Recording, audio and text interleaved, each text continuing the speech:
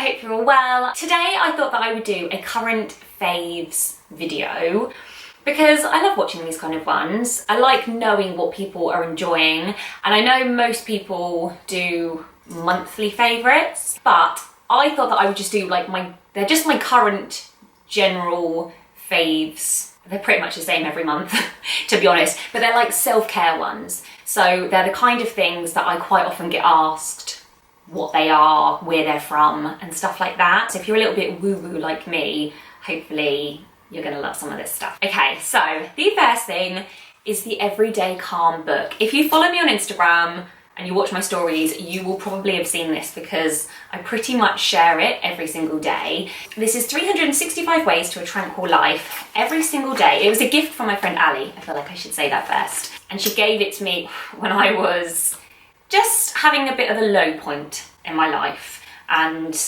yeah, it means the world to me. It's like probably one of my most treasured gifts. I absolutely love it. So today's one, for example, is calmness is the lake of the mind, thankfulness is the lake of the heart. So just a little quote. Sometimes they're on, it could be on like forgiveness, gratitude. It could say like to stretch or to write down things that you're thankful for, to practice meditating. Like they're all different, but they all tend to be just really short quotes that I'm not going to read anymore. But yeah, it's really, really lovely. And yeah, as soon as I wake up in the morning, I reach for the book, I find today's one, and then that's just something that I take with me for the day. So like today's one, calmness is the lake of the mind, thankfulness is the lake of the heart. So it just reminded me to keep calm and be thankful. And it's just, I looked at things differently. So like when I did the school run today, I felt really thankful for my friends that I saw. Whereas normally, like obviously I love my friends on the school run and stuff like that, but I don't consciously think how lucky I am to have them. And yeah, it's nice. It's a really nice gift for someone or for yourself. My second thing, crystals. These are just some of my crystals. If you've been following me for a while, you'll know that I'm a bit of a crystal, I don't know if you can see those, crystal, I don't know what word to use that's not a swear word, lover. I'm a crystal lover. This is my rose quartz that I absolutely love. This kind of moves around my house. It used to be in my living room, then it was in my hallway for a little bit, and now it lives on my yoga mat, so I meditate in the morning with it in front of me. Rose quartz is recommended for loads of things actually, because it's just really good for your heart. So emotionally, dealing with heartbreak, to strengthen a relationship, just to bring love to your home, even like physical heart problems, they recommend having rose quartz. It's a beautiful crystal. I've got this big one. I've got a little one here. I've got a little smooth one. I've got a little pendant one. I've got a rose quartz roller for when I put my oils on. Another pet, I've got loads of rose quartz. Like, just give me the love. But yeah, crystals, they are absolutely amazing. I quite often get asked, like, where do I start with crystals? What one do I go for? And what I first started doing was I would Google, like, crystals for heartbreak, crystals for anxiety, crystals for prosperity. But then what I was told, which is what I now do whenever I choose a crystal, is just go with what you're drawn to. So I first went into a local crystal shop, and I went in and I said, right, beginning of my divorce, feeling really heartbroken, I would like to get some rose quartz and whatever else you'd recommend. And the lady said, just go with what you're drawn to. She said, because sometimes someone who's not heartbroken, anything like that, is drawn to rose quartz. Someone who is heartbroken might be drawn to like a jasper stone. So yeah, I just saw what I was drawn to, took them to the desk, and I was like, what are these? What are they for? And when she told me what they were, I was like, that's what I need, and that's what one of my goals is. And yeah, so that's kind of what I do from now on. Sometimes I sleep with them under my pillow. I used to have like one in my bra at all times. I have one in my hand or like my lap when I'm driving.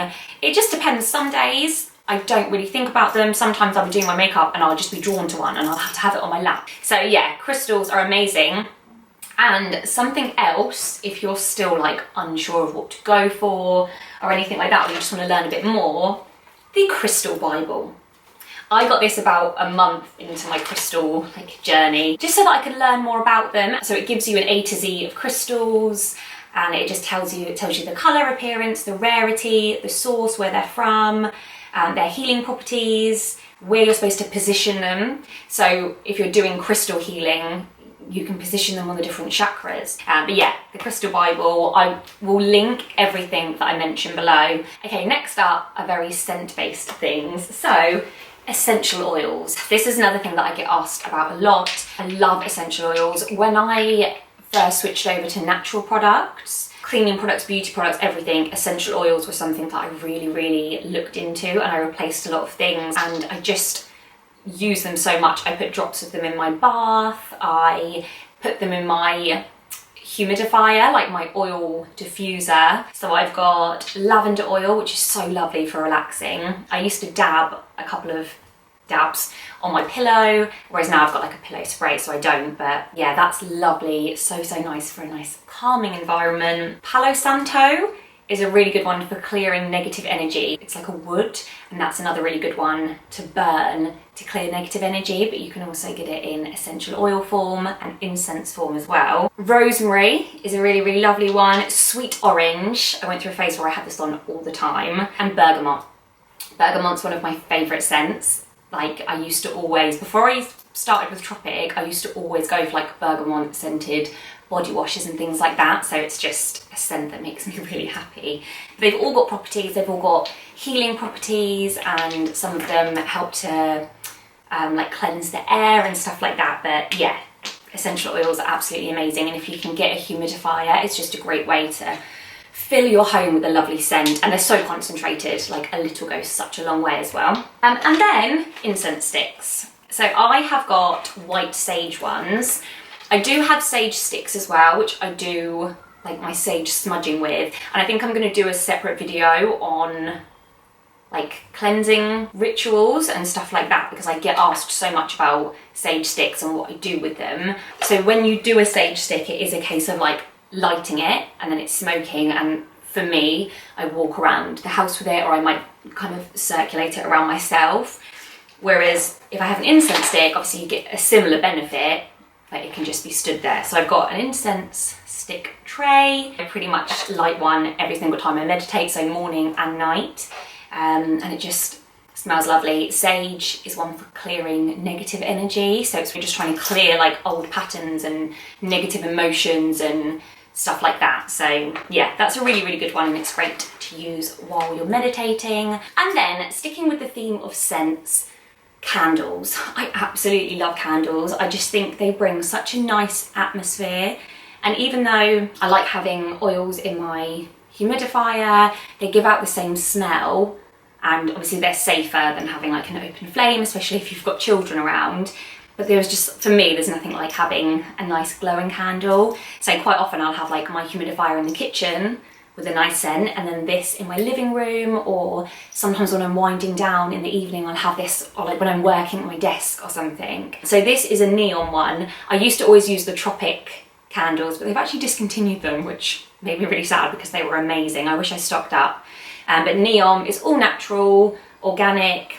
This is the happiness scent to make you happy. It just smells amazing. I really love it. This was my Secret Santa present as well for Christmas. And actually these were on offer. I don't know if they still are. I'll leave a link to them below on Amazon over Christmas. So yeah, I just think it just makes it nice and cozy, and it's well for you to set your intentions and do mantras. It's really good to do it over a flame. And the last thing is a journal.